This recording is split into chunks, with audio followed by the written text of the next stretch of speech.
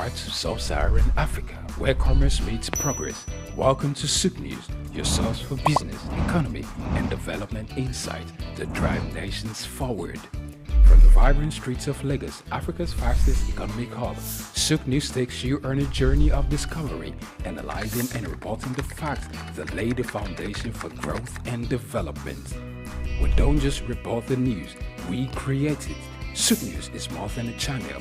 It is a catalyst for change, spotlighting the stories that shape economies, inspire entrepreneurs, and fuel progress. Covering business, finance, technology, energy, and many more, Souq News provides a daily deep dive into the stories that matter, interviews with industry titans, and analysis that empowers your understanding of economic landscape. Join us daily as we dissect, discuss, and deliver the most relevant and factual news on business and the economy. Souq News is your trusted guide, empowering you with the knowledge to make informed decisions.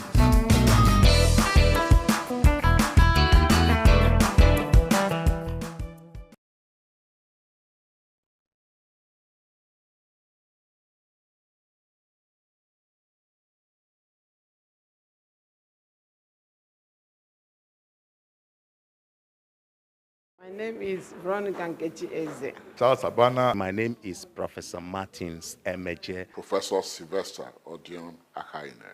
Keep Watching Souq News TV. The best news channel online. It's elevating, it's enlightening, it's educating. Muhammad Ali found this truth in Africa. Rumble in the jungle. I swear the king is humble. Jesse Jackson, O.J. Simpson, this is black history. Andrew Young visit Africa in the late 60s. Legend, Bob Marley make the life different. Martin Luther King and Malcolm X are big names. They fought for black Americans in the old days. We need the same revolution in our own ways. Michael Jackson, Janet Jackson, Mr. Jay-Z, Snoop Dogg, Dr. Dre and Eddie Murphy. American prosperity ain't complete with African poverty. It's legendary Idris Abdul Karim, and you are on to Souq News. You don't touch Heart of sub-Saharan Africa, where commerce meets progress. Welcome to Souq News, your source for business, economy, and development insight that drive nations forward. From the vibrant streets of Lagos, Africa's fastest economic hub, Souq News takes you on a journey of discovery, analyzing and reporting the facts that lay the foundation for growth and development. We don't just report the news, we create it. Souq News is more than a channel. It is a catalyst for change, spotlighting the stories that shape economies, inspire entrepreneurs, and fuel progress. Covering business, finance, technology, energy, and many more, Souq News provides a daily deep dive into the stories that matter, interviews with industry titans, and analysis that empowers your understanding of economic landscape. Join us daily as we dissect, discuss, and deliver the most relevant and factual news on business and the economy. Souq News is your trusted guide, empowering you with the knowledge to make informed decisions. Lateef Jakande. Born Lateef Kayode Jakande in the Ekpetedo area of Lagos Island, Lagos State on July 1929. He studied at the Lagos Public School at Enowa, Lagos Island, then at Bonham Memorial Methodist School, Port Harcourt, King's College, enrolled at Ilesha Grammar School, where he edited a literary paper called The Quarterly Mirror. Jakande began a career in journalism in 1949 with a daily service and joined the Nigerian Tribune in 1953. The owner, Chief Obafemi Awolowo, appointed Jakande editor-in-chief of the Tribune in 1956. Jakande established John West Publications in 1975 after leaving Tribune and began to publish the Lagos News. He served as the first president of the Newspaper Proprietors Association of Nigeria, NPAN. Jakande ran for election as executive governor of Lagos State in 1979 on the Unity Party of Nigeria platform. His administration was effective and open and implemented the cardinal policies of his party. He introduced housing and educational programs targeting the poor, building new neighborhood primary and secondary schools, and providing free primary and secondary education. He gave poor people's children education, and many of them are now very prominent in the society today. Jakande established the Lagos State University and constructed over 30,000 housing units. After the military takeover in 1983, Jakande was charged, prosecuted, and convicted of treason and later pardoned.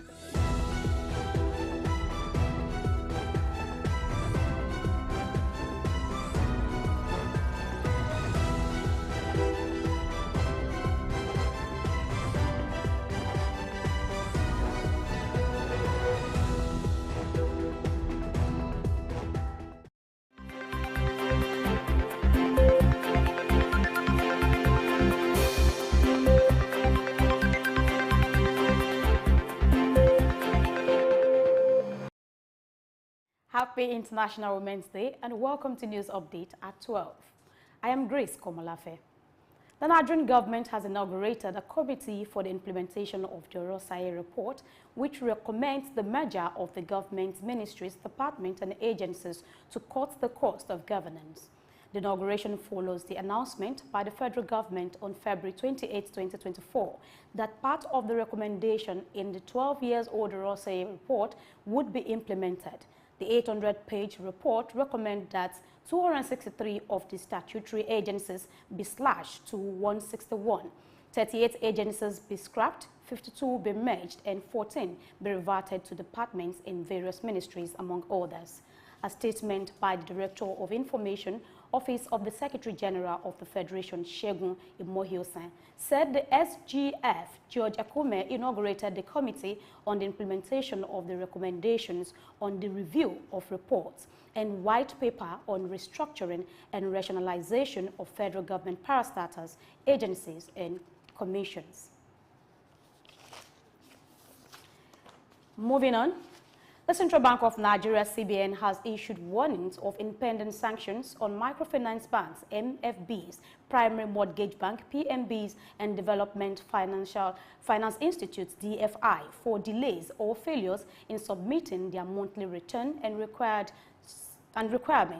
Separate letters from the CBN Financial Policy and Regulation Department reminded MFBs, DFIs, and PMBs of their obligations under the Banks and Other Financial Institutions Act, BOFIA 2022, and other regulations regarding the timely submission of the regulatory returns through the F&A application.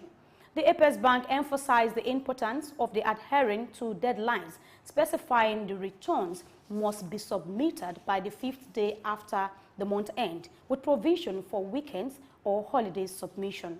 Failure to comply may result in sanctions, and institutions encountering technical issues must notify the CBN beforehand with supporting evidence. Still in Nigeria, House of Representatives has directed the Federal Inland Revenue Service, FIRS, to recover all taxes totaling over 5.19 trillion naira owed by federal government, ministries, departments, and agencies, oil companies as well as individuals. The resolution followed the adoption of a motion by the member representing Oredo Federal Constituency of Edo State, Esosa Iyawe.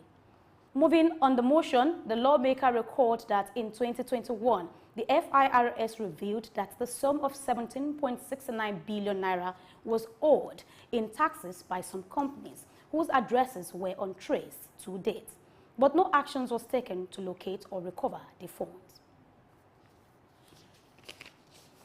And away from that, as part of effort to boost intra-African trade and foster economic development within the largest free trade area globally, the African Continental Free Trade Area, AFCTFTA, says Nigeria is certain to formalize the export of locally produced commodities to South Africa, Rwanda, Cameroon, and Kenya starting in April through the Guided Trade Initiative of the African Continental Free Trade Area, AFCFTA.